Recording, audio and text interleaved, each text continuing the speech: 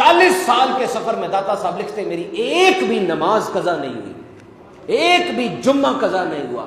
What is the basic factor؟ علم دین، کشف المحجوب لکھی آپ نے، ساری کتابیں تو غزنی میں چھوڑائے تھے آپ۔ اقبال فرماتے ہیں سید حجویر مخدوم ڈاکٹر اقبال فرما رہے ہیں، یہ اکثر جایا کرتے تھے وہ داتا صاحب کے مزار شریف پر، اور داتا صاحب کے قدموں کی طرف شعر بھی لکھا ہوا ان کا یہی والا، سید حجویر مخدوم ساری امت کو داتا علی اجمیری کا شکر گزار ہونا چاہیے۔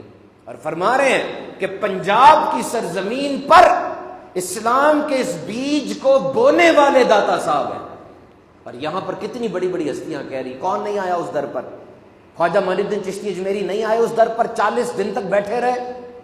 بابا فرید نہیں آتے تھے اس در پر، بار بار آتے تھے۔ کیا تھا اس در پہ جو اتنی بڑی ہستیاں حاضر ہو رہی ہیں؟ اور 40 دن کے بعد خواجہ خواجگان سلسلہ چشتیہ کے شہنشاہ، ہند کے شہنشاہ خواجہ معین الدین اجمیری کیا فرما رہے ہیں؟ گنج بخش فیض عالم، مظہر نور خدا، ناکسارا پیر کامل، کامل آرا رہنما۔ ناقصوں کے تو پیر ہیں آپ، لیکن کاملوں کے بھی آپ رہنما ہیں۔ بتائیے کون کہہ رہا ہے؟ یہ کہنے والے کی زبان ہوتی ہے نا، سٹیٹس ہوتا ہے ایک۔ تو پہلی خوبی داتا صاحب کی کیا ہے؟ آپ سید ہیں، نجیب الطرفین، اماں جان کی طرف سے حسینی سادات میں سے ہے، والد صاحب کی طرف سے حسنی سید ہیں، دونوں کی آپ کو برکتیں حاصل ہیں۔ اور یاد رکھو سید انسان کبھی اپنی کوشش سے نہیں ہوتا، this is by not by choice, this is something blessed, this is something bestowed, آپ کو مل گیا۔ اب جو سید ہے اس کا احترام اور اعتزاز یہ ضروری ہے۔ داتا صاحب نے پورے نون عالم اسلام کا سفر فرمایا، آذربائیجان، تبرستان، شام، عراق، بغداد، 40 سال تک سفر کیا۔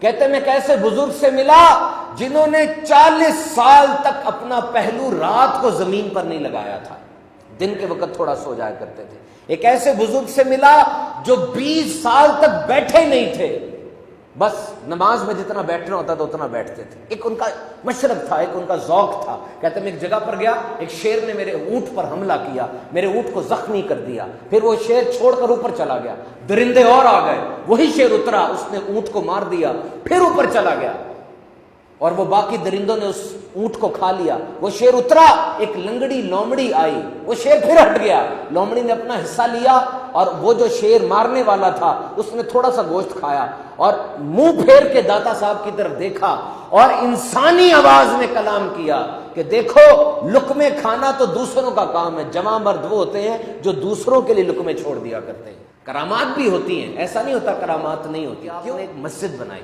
اس مسجد کا جو رخ تھا وہ قدر جنوب کی طرف تھا۔ علماء کو تشویش ہوئی، آپ نے علماء کو اپنے پیچھے بلا لیا، ایک نماز ادا کی، اور نماز کے بعد کہا آپ لوگوں کو قبلے کے حوالے سے تشویش ہے، وہ سامنے دیکھے۔ انہوں نے سامنے دیکھا، سامنے خانہ کعبہ نظر آ گیا۔